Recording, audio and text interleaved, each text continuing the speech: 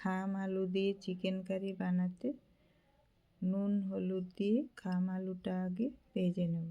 এরপর ওই তেলের মধ্যে তেজপাতা, পেঁয়াজ, আদা, রসুন, কাঁচা লঙ্কা, গরম মশলা বাটা, ধনে, জিরে, হলুদ গুঁড়ো, কাশ্মীরি লাল লঙ্কার গুঁড়ো, একটু জল দিয়ে মশলাটি ভেজে নেব। মশলার থেকে তেল ছেড়ে দিলেই দিয়ে দেব চিকেন দিয়ে আন্দাজ মতো নুন দিয়ে চিকেনটা কিছুক্ষণ ভেজে নেব। এরপর ভেজে রাখা খাম আলু দিয়ে 4-5 মিনিট কষিয়ে নেব। তারপর দিয়ে দেব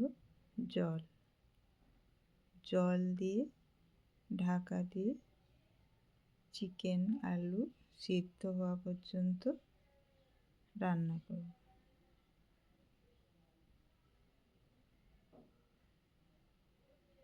জল একটু কম হয়ে এলে আলু চিকেন সিদ্ধ হয়ে এলে নামিয়ে নেব।